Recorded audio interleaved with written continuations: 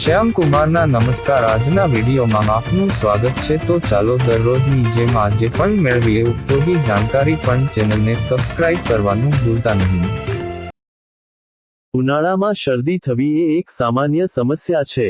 આ ઋતુમાં તાપમાનમાં અચાનક થતા ફેરફારો અને ઠંડા પીણા અને એસીનો વધુ પડતો ઉપયોગ શરદીનું કારણ બની શકે છે।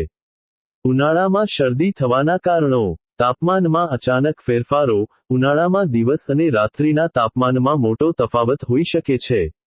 આ ફેરફારો શરીરની રોગપ્રતિકારક શક્તિને નબળી પાડી શકે છે, જેનાથી શરદી થવાનું જોખમ વધી જાય છે। ઠંડા પીણા અને એસીનો વધુ પડતો ઉપયોગ। ઉનાળામાં લોકો ઠંડા પીણા અને એસીનો વધુ પડતો ઉપયોગ કરે છે। આનાથી ગળામાં ખરાશ અને શરદી થઈ શકે છે।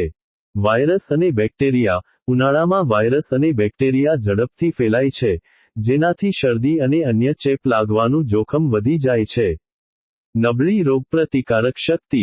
જે લોકોની રોગપ્રતિકારક શક્તિ નબળી હોય છે તેઓને ઉનાળામાં શરદી થવાની શક્યતા વધુ હોય છે। એલર્જી। ઉનાળામાં ફૂલો અને ધૂળના રજકણોથી એલર્જી થવાથી પણ શરદી જેવા લક્ષણો જોવા મળે છે। ઉનાળામાં શરદીના લક્ષણો: નાક વહેવું અથવા બંધ થવું, ગળામાં ખરાશ, ખાંસી, માથાનો દુખાવો, શરીરનો દુખાવો, તાવ। કેટલાક કિસ્સાઓમાં ઉનાળામાં શરદીથી બચવાના ઉપાયો: પુષ્કળ પાણી પીવો અને હાઇડ્રેટેડ રહો। ઠંડા પીણા અને એસીનો ઉપયોગ મર્યાદિત કરો। વારંવાર હાથ ધોવા। સંતુલિત આહાર લો અને પૂરતી ઊંઘ લો। રોગપ્રતિકારક શક્તિ વધારવા માટે વિટામિન સી અને અન્ય પોષક તત્વો લો। ગરમ પ્રવાહી પીવો। આરામ કરો।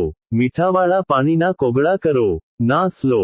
ઘરગથ્થુ ઉપચાર: આદુ અને મધનો રસ પીવો। તુલસીના પાનનો ઉકાળો પીવો। હળદરવાળું દૂધ પીવો। શેરડીનો રસ અને મૂળાનો રસ ભેગો કરીને તેનું સેવન કરવાથી તમે પરિણામ જલ્દી જોઈ શકો છો।